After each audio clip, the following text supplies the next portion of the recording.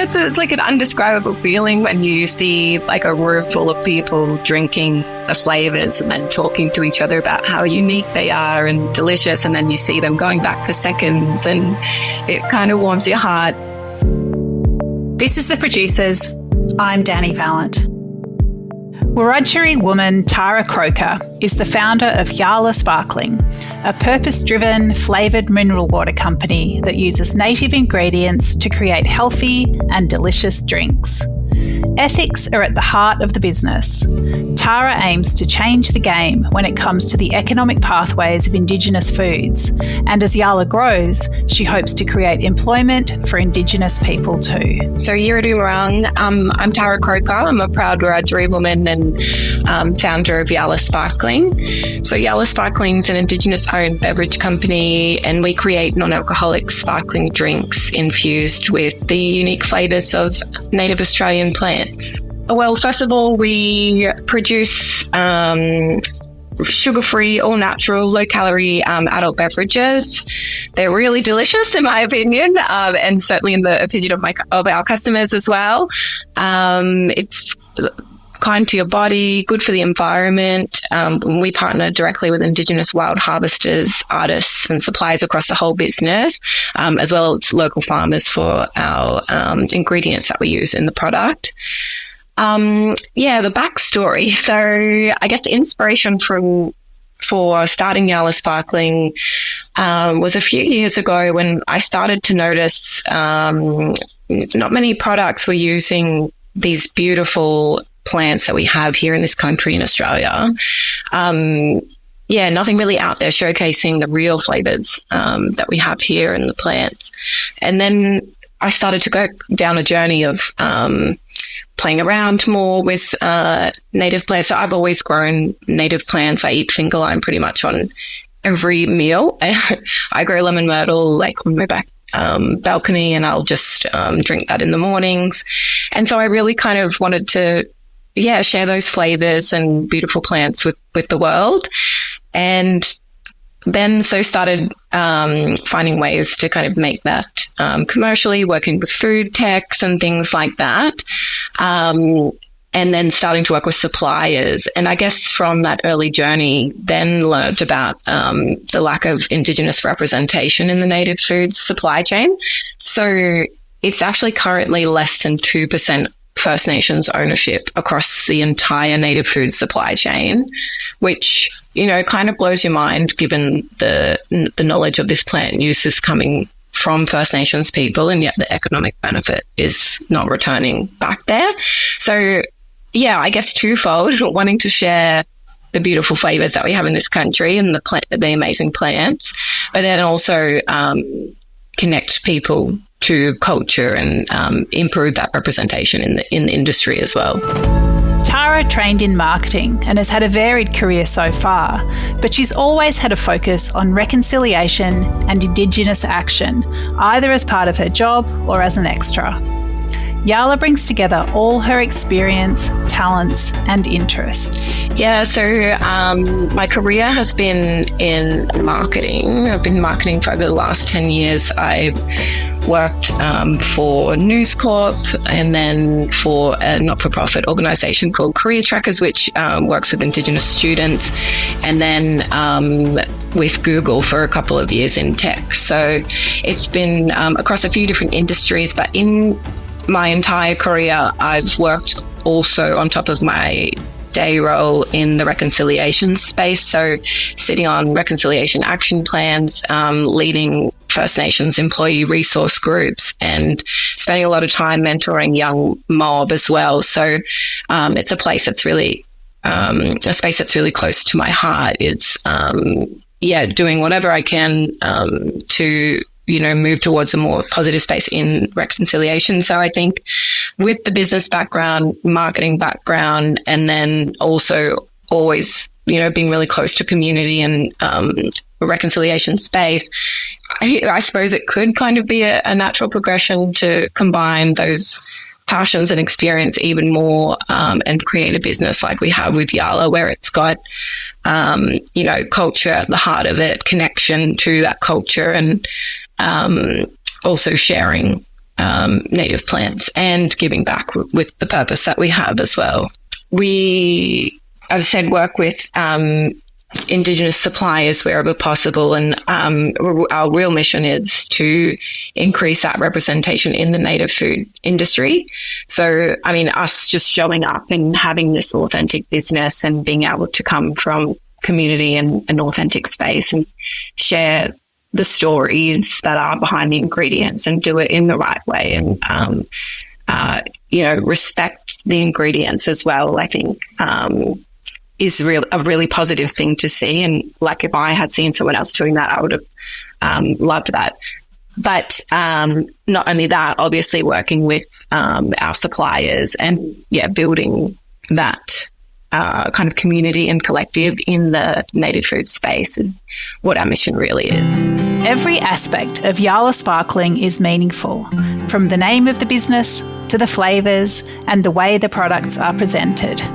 Tara explains. Yeah, so Yaala in Wiradjuri language, my language, means the present moment. And we landed on that word because, we want people to kind of live in the present moment while you have a sip of Yaala, but also we want to bring the ancient knowledge of these plants into a modern way for people to enjoy it in the present moment. So at the moment we have 2 flavours.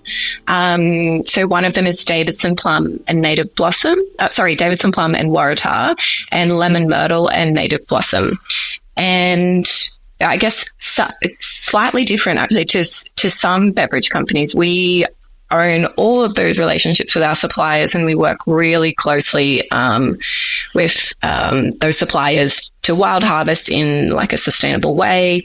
And also we want to have those close relationships and be working with them so that we can kind of grow together and build collectively as the industry is growing, because native food industry is kind of in its infancy but growing quite fast. But we're kind of wanting to lift and grow in the First Nations supplier space as well. So we work at the moment with those 4 flavours. We're excitingly launching another 2 flavours a little bit later in the year, and with all the ingredients that we use, we have quite close relationships with those farmers and wild harvesters and suppliers.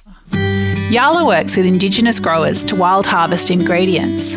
It's a crucial part of their ethical supply chain, not just for Yaala's own uses, but to demonstrate better ways of working to other businesses. We work with Auntie Pat, who is over in WA, and she works very much in the old ways in terms of making sure that when we wild harvest one particular ingredient that we work with her, it's done in a regenerative way and in the old ways and in a very sustainable way. So, we all of our suppliers kind of work like that, and it's really important to us to kind of come from the right place and be working in that way so that it's sustainable and making sure that land is kind of preserved and country's at foremost as well. There are 2 Yaala flavours on the market, with 2 more in development. How does the process work? It's a lot more complicated than whizzing some lemon myrtle into a bottle of fizzy. I think that's probably been the area that's been the biggest learning journey because it's kind of been the newest part. So my background's in corporate marketing and, coming into the kind of operations and manufacturing space has been a totally new world. But, I've loved it. And we have great contract manufacturers as our partners in that space. But you kind of start off playing around in the kitchen with, all of the kind of technical equipment that you can get your hands on. But it comes a point where you realize you need to kind of engage with the professional food technicians and manufacturers who can do it at a commercial scale. So, it was started off like playing around in the kitchen and then, getting those right partners to be able to do it on a scalable commercial way. A couple of weeks ago, we were in the lab with our food techs, pretty much finalising those 2 new flavours, launching later this year that I mentioned. And yeah, that's actually some of my favorite days. It's just being able to get in there and play around with the different levels of, one flavor with another and how they balance each other, and taking the different levels of each one up and down, and the sweetness and the carbonation. There's so much to it to get it right, and definitely loads of iterations that we go through as part of the R&D process to get it to a point where it tastes delicious. We're going to announce what the flavors are a little bit later in the year. We're just finalizing one of them now, and working with an artist to bring the story to life for each of those ingredients and bring culture into that as well. But similar, where we've got two different native flavors balancing each other in just the right amount that it complements each other really, really nicely. So I'm really excited about them. I think, very unique. Nothing else out there with the same sort of mix. So excited to see what customers think. Once the flavours are perfected, packaging design needs to speak to it. Tara shares the process of working with artists and how it augments the products and their life in the market.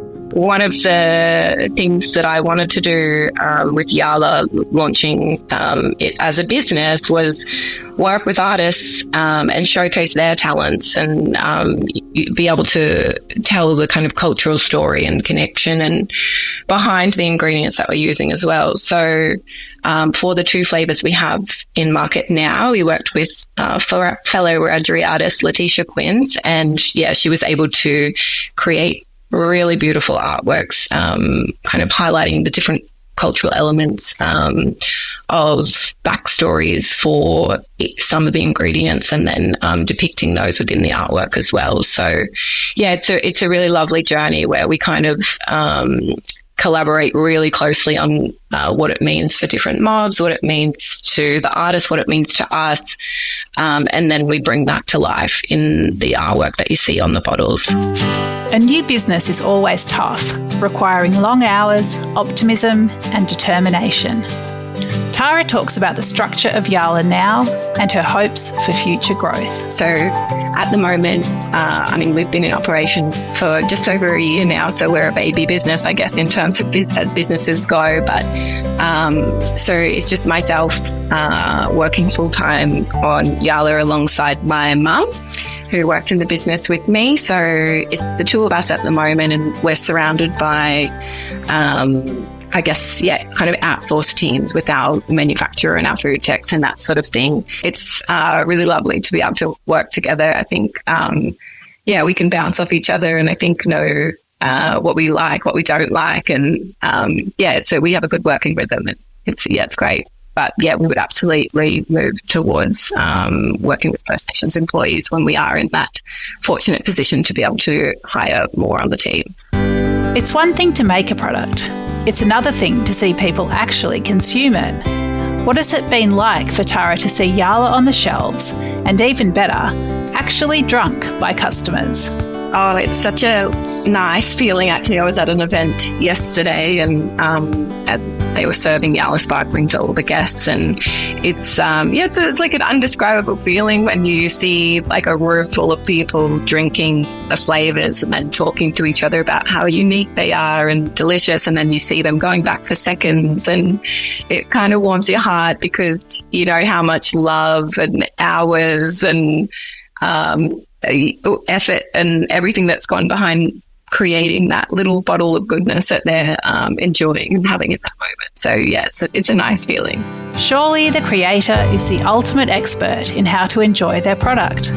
We asked Tara to share her own Yaala serving suggestions. I have a beautiful balcony that overlooks kind of outside trees. I always have to be looking at greenery. And so first thing that came to mind is, sitting out there, just looking at the trees and kind of enjoying Yaala. I even mix it sometimes. Like last weekend, my partner and I were experimenting and putting vodka in some of them. So it can be used as a mixer. It's obviously a premium kind of non-alcoholic option. But sometimes we will mix it into a little bit of a cheeky cocktail as well. Once you learn that the economic benefits of commercialising Indigenous foods don't flow back to community, there's an imperative to do things better. What would Tara like to see happen? Yeah, perhaps maybe just like a call to action to kind of anyone listening to buy from Indigenous businesses. I think there's so many diverse businesses out there, all with incredible products and services. And I think really important to make sure if you're looking at native food products in particular to check that you're buying them from an authentic Indigenous business. I think if the economic benefits returning to the community where this knowledge comes from, then I think we're stepping in the right direction. I think to see that representation increase, like it's 2% currently, and like that, in my opinion, is just way too low. And I think, given our mission is to increase that, I think that would kind of be the ultimate success, to see that number go up quite significantly in the coming years as the industry grows. You know, that old saying that you hear a lot, you can't be what you can't see. And I think, I've mentored so many young mob, and I often have, young people or entrepreneurs or, other business owners kind of shoot me a message on LinkedIn or want to catch up for a yarn over a coffee, and I'm always willing to do that. And I think that's a really beautiful thing, actually, from my journey that other people have also done for me. So, just sharing the knowledge, showing that you can dream up anything and then kind of do it and then go on that journey, and hopefully kind of make a positive difference on the world while you're doing that. There are so many aspects to being the founder of a small drinks producer, and Tara does it all, from product creation to branding and marketing. What does she love about what she does? I love getting in the lab. As I said, kind of experimenting with the flavour combinations. I think with my background being marketing, I love branding and getting to work with the designers and the artists and kind of bring a beautiful vision to life, and be able to see it in front of you when it was in your head, working through that process with the artist. I love that part of it, and I love that we are kind of promoting healthy choices and supporting community, and just, I guess, fostering like hopefully a deeper appreciation for our plants and our land and our culture, and working towards a more connected Australia. At the moment, fewer than 2% of the proceeds of native ingredients return to traditional owners. Yaala Sparkling is doing its bit to draw awareness to this inequity, as well as creating practical change. By sourcing ingredients directly from wild harvesters, Yaala ensures the profits and kudos end up on country where they belong. A young business which depends on old knowledge, Yaala is all about sparkling drinks and sparking change.